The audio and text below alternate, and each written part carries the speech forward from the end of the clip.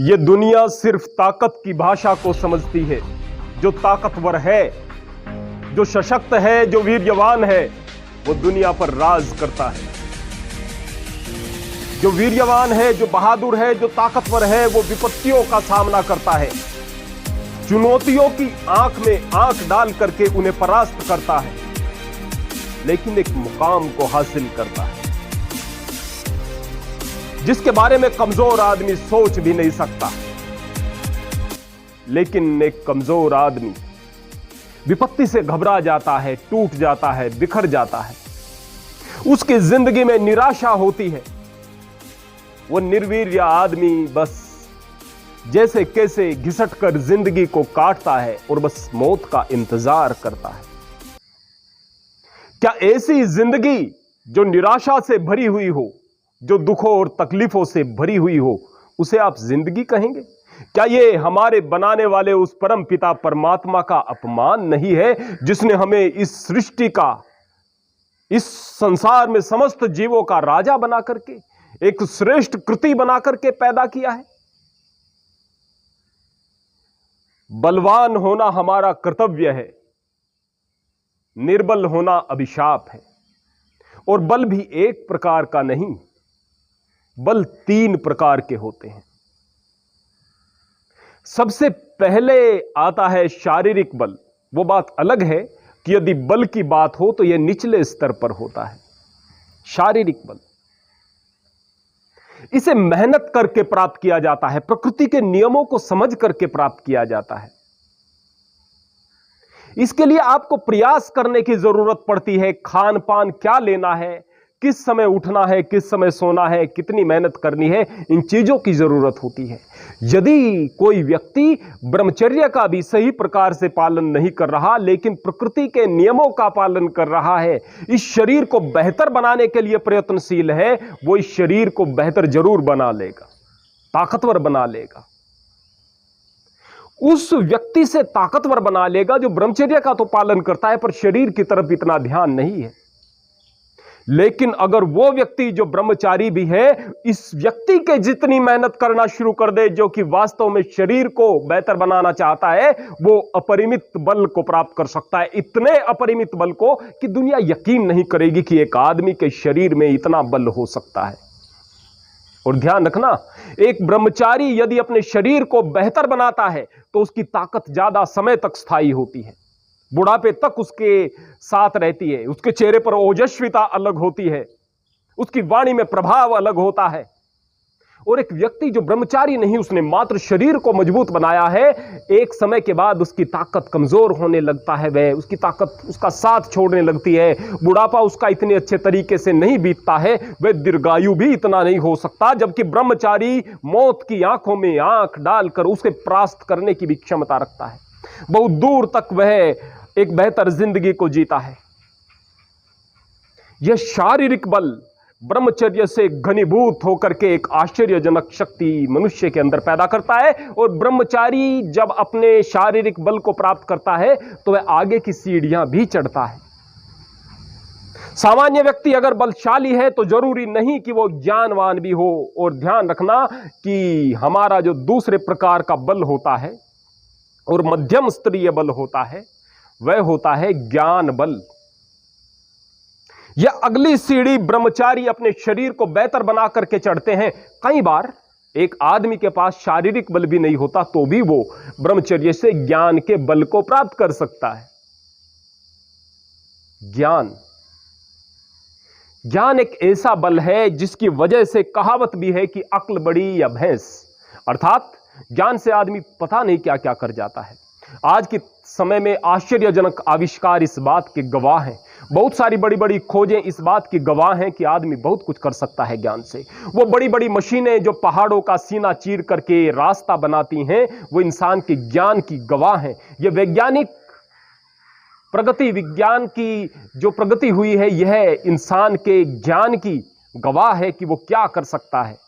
यह ही नहीं, आदमी इस ज्ञान के बल से अंतस की यात्रा करके अपनी अपरिमित शक्तियों को, चमत्कारी शक्तियों को जागृत कर सकता है। ऐसे चमत्कारों को हासिल कर सकता है जो दुनिया को चमत्कार नजर आते हैं। जिन लोगों ने उस शक्ति को महसूस नहीं किया जो अंतस से उपजती है, वो इन चीजों को चमत्कार कहेंगे, टोटके कहेंगे। जबकि ब्रह्मचारी व्यक्ति अपने आत्मबल से अपने अंदर उन शक्तियों का विकास कर रहा होता है जो कि आम आदमी की समझ से बाहर है। बस यह विज्ञान है और कुछ नहीं। ज्ञान वह शक्ति है जो मानवता को रास्ता देती है परमात्मा तक जाने का।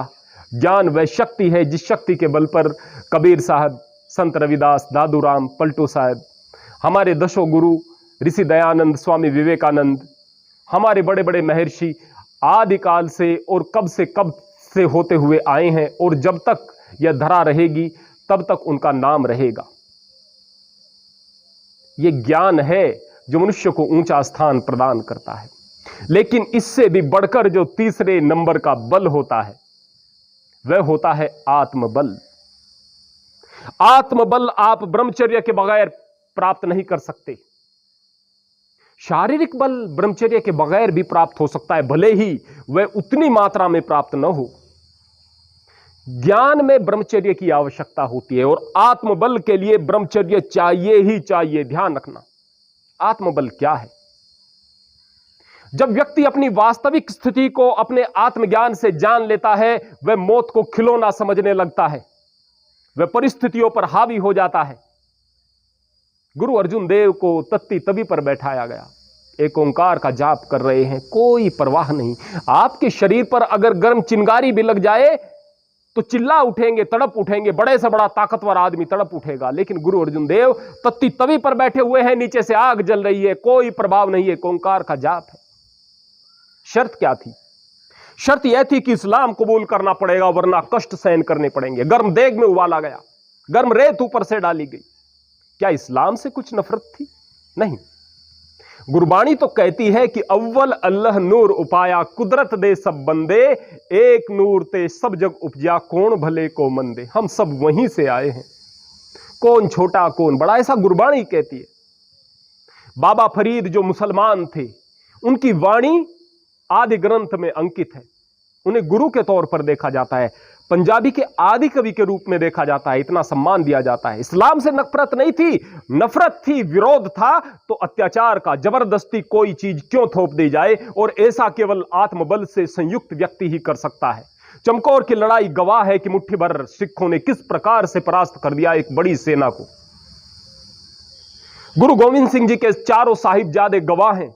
बाबा फतेह सिंह, बाबा जोरावर सिंह दीवार में चिने जा रहे थे, उनके सामने शर्त रखी गई कि इस्लाम कबूल कर लो वरना तुम्हें मौत मिलेगी। उस समय बच्चे कहते हैं कि मरनी मर जावांगे, सिक्खी नहीं छड़नी शुबे। ये छोटे बच्चे, कहां से ये शक्ति आई? यह आत्मबल जो कि उनके डीएनए में आया था। बच्चे कहते हैं कि इस बात को कहने से पहले सोच लेते कि हम खून किसका है। यह आत्मबल कहां से आता है?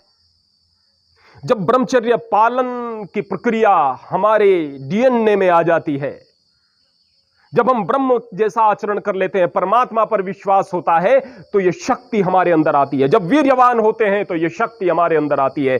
मौत एक खिलौना नजर आती है एक ब्रह्मचारी को, एक वीर्यवान को, एक आत्मबल से संयुक्त व्यक्ति को। आत्मबल बड़ी शक्ति है। यह वो शक्ति है जहां पर एक व्यक्ति बहुत सारे व्यक्तियों को परास्त करने की क्षमता रखता है, न केवल ज्ञान के बल पर, न केवल शारीरिक बल पर, अपितु उसका आत्मबल, उसकी आंखों से निकलने वाली वो निर्भय चिंगारियां सामने वाले के दिलों को झंझोड़ कर रख देती हैं। यह ताकत होती है एक आत्मबल से संयुक्त व्यक्ति की। कहां से आता है यह बल? वेद का मंत्र कहता है, यह आत्मदा बलदा यश्य विश्व उपासते प्रशिषम यश्य देवा यश्य छायामृतम यश्य मृत्यु कस्मै देवाय हविषा विदेम। अर्थात वो परमात्मा हमारे आत्मिक बल का देने वाला है, हमारे शारीरिक बल का देने वाला है। हर प्रकार का बल उस परमात्मा से प्राप्त होता है। उसकी अमृत रूपी छाया में आना, हर प्रकार के मृत्यु आदि के भय से दूर हो जाना है, और उसका विस्मरण, उसका भुला देना मृत्यु का द्योतक है। हमारे अंदर भय उत्पन्न करता है, कायरता उत्पन्न करता है। आत्मबल का तो प्रश्न ही कहां। तो जो मालिक पर विश्वास करके बैठ जाता है, ब्रह्म जैसी चर्या बना लेता है, ब्रह्ममय चर्या जिसकी हो जाती है, उसके लिए डर क्या, उसके लिए भय क्या। और जिसके पास डर नहीं, उसके लिए कुछ भी असंभव नहीं। जिसके पास ज्ञान है वो बहुत कुछ कर सकता है, अपने चिन्ह दुनिया में छोड़ करके जा सकता है। और जिसके पास शारीरिक बल है, आरोग्य है, वह संसार के हर प्रकार के सुख का उपभोग भी कर सकता है। और ये तीनों प्रकार के बल अगर किसी चीज से प्राप्त होते हैं तो वो परमात्मा के नाम से प्राप्त होते हैं, ब्रह्मचर्य से प्राप्त होते हैं। ब्रह्मचर्य के बगैर बहुत मेहनतों से, बहुत सारे विज्ञान का सहारा लेते हुए, डाइट आदि का सहारा लेते हुए केवल आप इस शरीर को तगड़ा बना सकते हैं, बहुत अपरिमित बलशाली भी नहीं। और बाकी दो बल तो आपको प्राप्त ही नहीं होंगे, वो है ज्ञान का बल और वो है आत्मबल, जो कि वास्तव में कहीं ऊंची श्रेणी के होते हैं। परमात्मा से जुड़े रहिएगा। मालिक अपरिमित शक्ति का भंडार है, शक्ति का प्रतीक है और आप उसकी सर्वश्रेष्ठ कृति हैं। परमात्मा ने मनुष्य को बहुत अपेक्षाओं के साथ में निर्मित किया है, बनाया है।